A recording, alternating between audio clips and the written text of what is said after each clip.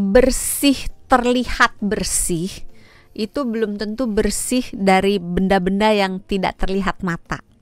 Karena kayak bakteri, kalau jamur mungkin sebagian kelihatan ya, kayak virus gitu itu ngelihatnya susah. Kalau parasit, kalau skabies mungkin lihatnya agak susah, tapi kalau kutu mungkin kelihatan ya. Yang kutu rambut tuh kan kadang-kadang kalau misalnya yang punya sebelumnya itu berkutu misalnya rambutnya, mungkin kutunya itu bisa turun ke area kerah leher, terus atau dia ngumpet di area-area bagian atas pakaian gitu. Nah ketika kita lihat ada yang jalan, nah kelihatan. Tapi kalau kayak bakteri penyebab penyakit macam-macam itu nggak selalu kelihatan, walaupun tidak selalu yang terlihat maupun tidak terlihat yang menjadi follower dari baju tersebut bisa menimbulkan gangguan kesehatan di orang berikutnya yang menggunakan, tidak selalu ya.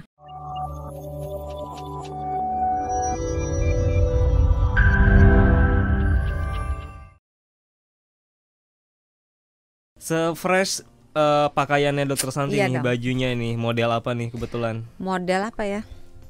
Bunga-bunga itu bunga-bunga. Motif ya, bukan itu model. Itu beli di mana? Beli baru atau beli thrifting, Dok? Beli baru. Oh, beli baru ya. Tapi Dok Santu modelan ini enggak sih? Atau pernah nggak beli baju thrifting? Baru sih. Baru beberapa akhir ini. Belinya baru. Oh, selalu tapi beli baru. Make baju pre-love pernah. Pre-love pernah. Oh, artinya bekas yang orang lain. Maksudnya yang kenalan Dokter Santi aja gitu. Oh, tapi yang bener-bener baju mamah juga pernah. Oh, iya, itu atau baju adik. Atau baju anak. Nah, baju anak bisa. Biasanya anak sama mamah itu kalau misalnya ukurannya kurang lebih sama sering tuker-tukeran baju. Kakak sama ade juga gitu kan. Atau salah beli biasanya. Iya. Kegedean buat mamah aja. Ih jelek buat mamah aja gitu. Atau mamahnya. Kalau baju mamahnya bagus, ih buat aku aja gitu. Tapi kalau yang beli pre-love yang emang bener-bener orang lain random thrifting itu belum pernah ya. Belum. Oke, nah karena kan kebanyakan sekarang ini udah menjamur juga tuh toko-toko baju yang thrifting, bahkan nggak usah jauh-jauh ke toko deh ya. Yang orang-orang biasa aja kadang pada buka bau ini nggak bisnis pre-love gitu. Biasanya mereka impor dari luar baju-baju pre-love. Banyak, nggak cuma baju, kadang furnitur, terus kadang alat masak, olahraga gitu kan ya, pacar gitu kan. Ya kan kalau udah kan, bener sih. Bener kan? Iya bisa jadi dia bekasnya orang lain, mantannya orang lain. Iya, mantannya orang lain kan. Karena kita mau ngobrolin soal ini juga nih sahabat Surah. Topiknya malam hari ini adalah tentang pemilihan baju yang tepat. Nah yang awal kita bahas dulu adalah tentang baju si thrifting ini, baju pre-love ini. Karena kan ya sekarang ini udah makin menjamur lah ya. Bahkan nyari di ini aja Dok, e-commerce aja. Kita ketik thrifting gitu ya atau pre-love langsung banyak banget ya kan, udah bagus lagi. Itu dia murah lagi. Murah. Itu dia dibanding bermerek lagi katanya, awet katanya. Iya. Dibanding kalau kita beli baru kan, kalau yang bermerek bisa 200-300 ribu bahkan ke atas ya kan. Kalau pre-love thrifting itu bisa 100 ribu bahkan di bawah harganya itu bisa murah. Tapi dibalik itu ada potensi kesehatan ya, ya. Sekarang apa nih sebenarnya risiko kesehatan dari baju-baju thrifting atau pre-love itu ada nggak sebenarnya? Sebenarnya sih selalu ada faktor positif, faktor negatif gitu. Ya namanya baju mantan dipakai orang lain, tentunya kan ada yang ikut serta di baju itu ketika baju itu digunakan lagi oleh orang yang lain lagi gitu. Ikut serta. Iya. Ikut serta tuh ada pengikutnya. Iya, ada followernya gitu kan. Nah, followernya itu bisa bakteri, bisa virus, bisa parasit, bisa jamur. Nah, enak dong kalau apalagi kalau ditambah sama perkedel. Dioseng ya kan. Pakai jagung muda. Ditambah sama lodeh biasanya. Ntar dimarahin kita nih tuh. Depan kita aja udah marah tuh Wak Uwe katanya. Jamur, bakteri, karena biasanya kalau yang jualan baju pre-love atau thrifting gitu nggak dicuci ya. Ya gimana mau Ada yang dicuci, ada yang enggak, ada juga yang di laundry dulu. ada ya. Iya. Oke. Mungkin tergantung di mana dan tergantung servisnya yang Nah. servis kan juga menentukan harga juga kan. Nah, sekarang kita kalau kita bahas yang nggak dicuci dulu ya itu udah jelas lah ya ada bakterinya. Sekarang kalau yang mereka yang menyediakan baju thrifting pre-love dicuci dulu, di laundry dulu, artinya kan harusnya udah bersih dong, nggak ada bakteri jamur lagi dong yang ikut serta. Bersih, terlihat bersih itu belum tentu bersih dari benda-benda yang tidak terlihat mata. Karena kayak bakteri, kalau jamur mungkin sebagian kelihatan ya, kayak virus gitu itu ngelihatnya susah. Kalau parasit, kalau skabies mungkin lihatnya agak susah. Tapi kalau kutu mungkin kelihatan ya. Yang kutu rambut tuh kan kadang-kadang kalau misalnya yang punya sebelumnya itu berkutu misalnya rambutnya, mungkin kutunya itu bisa turun ke area kerah leher. Terus atau dia ngumpet di area-area bagian atas pakaian gitu. Nah, ketika kita lihat ada yang jalan, nah kelihatan.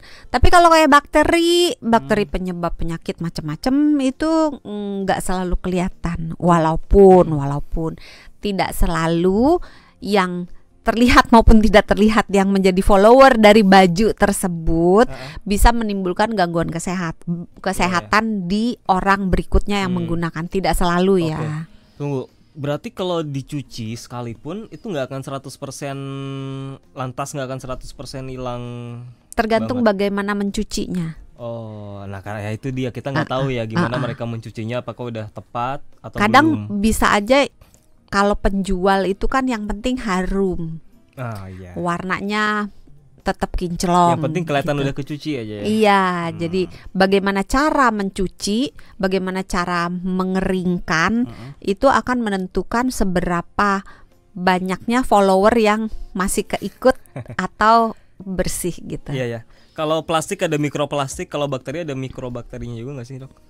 Bakteri ukurannya beda-beda. Ada bakteri yang sangat kecil, ada yang sedang, ada yang besar. Sama kayak orang lah kan, ada yang kecil, ada yang kayak cuman saya, kecil, ada yang kayak Mas Harya gitu, tinggi, gede, atau kayak Mas Daniel gitu. Benar. Kan. Jadi bakteri juga sama, ada yang kecil, ada yang sedang, ada yang gede gitu.